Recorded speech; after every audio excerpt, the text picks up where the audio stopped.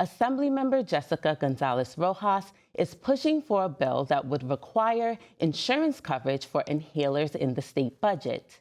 If enacted, the Department of Financial Services would then be tasked with monitoring their compliance.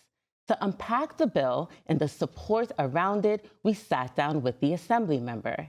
Here's that interview. Thank you so much for taking the time to speak with us today, Assemblymember. Thank you for having me. Now, I'm so excited to talk about your bill that would require insurance coverage for inhalers at no cost. Can you tell us some insight into that bill and why it was important for you to sponsor it? Yes, so right now in New York, we have over 1 million people who live with asthma, 300,000 children. And we know that the inhalers are a life-saving device. Like, they literally cannot go without it. And last year in our budget, we were able to pass a bill in the budget that was sponsored by Assemblywoman Farah Soufrant-Forrest that included insulin without cost. So this means that there's no copay, no coinsurance, no deductible to cover this life-saving device, which is insulin. So I was really inspired by that bill. I also represent Asthma Alley in Queens. I have North Astoria in my district. My Senate partner is Senator Rivera, who has the Bronx, and Bronx is notoriously suffers with the high asthma rates. Also in Queens and South Queens, there's high asthma rates as well. So it's something that impacts my community personally, my Senate sponsors community personally. So we're really invested in not just lowering the cost for inhalers, but getting rid of copays, coinsurance, and deductibles completely. This is a life-saving device, and it shouldn't cost so much to breathe. And given the time we're in where we're seeing, record high inflation and rising costs of groceries, what are you hearing from constituents about how paying for things like inhalers is impacting their pockets and their livelihood?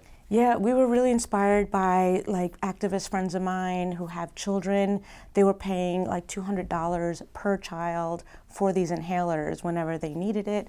And that cost was such a burden on the rising costs of food and rent and all the things that everyday New Yorkers are struggling with. So to hear her story, to see how she's struggling to make ends meet, and acknowledging that these children need their inhalers, right, to breathe. And it is just so critical to the health and well-being of our children, of our community, that those stories inspired me to introduce the bill, in addition to having and seeing the data around the high rates of asthma in my district and in Queens and in the Bronx and across the state, really. And it's clear that affordability is the big theme this session. So I wanted to get your take on, if the governor and legislative leaders are in line with your vision for lowering or eliminating the cost of inhalers for New Yorkers. Do you think that they're fully behind this measure? Well, we were meeting with the governor's office about it. We were hoping it would be in the budget, so it hasn't yet emerged, but it's still not too late. We are in the throes of budget negotiations. And again, we were really thrilled that she was able to do this for insulin last year, and it was something that she touted and was very proud of. That is probably saving lives, and we want to save lives as well, and making sure that folks who live with asthma are able to get these life-saving devices without cost. So it seems aligned with her vision of affordability for New Yorkers, and obviously health and well-being is so central to that. And people, again, shouldn't have to pay hundreds of dollars. We hear costs up to $640 for an inhaler, just one inhaler. So these are costs that no one should bear in order to breathe. It's a vital life function, and we want to make sure every New Yorker is healthy, and this is one way to do that. And what are your current conversations like with your fellow lawmakers in the Assembly chamber about this measure? We're really excited. I mean, we got a lot of support.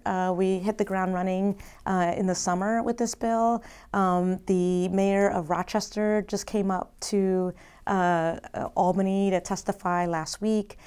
We acknowledged that the rates of asthma in Rochester have skyrocketed, and he supports the bill and already issued a memo of support for this bill. So we were thrilled to, not just talk to our direct colleagues, but also other public officials that are dealing with these, high rates of asthma in their communities and want to make sure that their communities have access to those life-saving devices. So that was really wonderful. So we're pushing along, we're gaining co-sponsors, and again, meeting with the governor's office to hope that she would include this in the final budget. Are we anticipating any cost for the state to have that monitoring? It would really just, it's the companies that make it, right? So we hear of these big companies like AstraZeneca or GlaxoSmithKline, where they're charging hundreds of dollars in the United States, but charging $9 or $14 in Europe or Germany, right? Yeah. So it's really just having them not make profit off these kind of life-saving devices. So we don't anticipate really a cost to the state. It's really the insurance companies that would just have to provide this as part of their insurance packages. Yeah, and as you mentioned before, the State Department reported that over 1.5 million New Yorkers struggle with asthma. So from your purview, why hasn't something like this been put into place to help New Yorkers?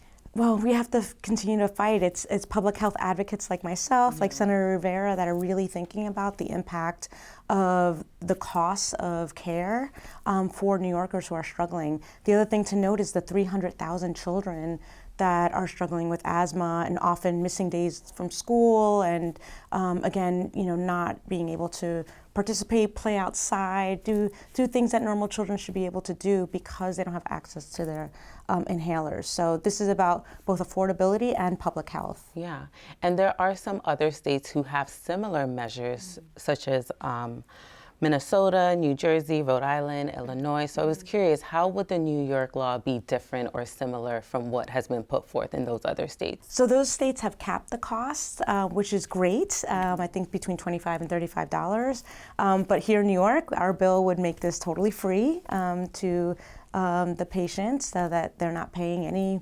deductible, any co-pays, no co-insurance. So that's how we're different, because again, we want to lead in these areas and we want to be the best advocates for the health and well-being of our New Yorkers. And it's wonderful that other states have done it, but we certainly should get ahead and be the state out front and ensuring that every person has access to these life-saving devices for free. Absolutely. And lastly, we're about 2 months into the session. We're thick into budget negotiations. So what will be your strategy to ensure that, this makes it into the final enacted budget and this isn't a lost priority at the Capitol? Yeah, so we're circulating a letter to our colleagues. Again, we have members and sponsors on the bill. We're continuing our conversations with the governor's office. And we're just working to do education. And again, just the inspiration of what happened last year with the insulin bill.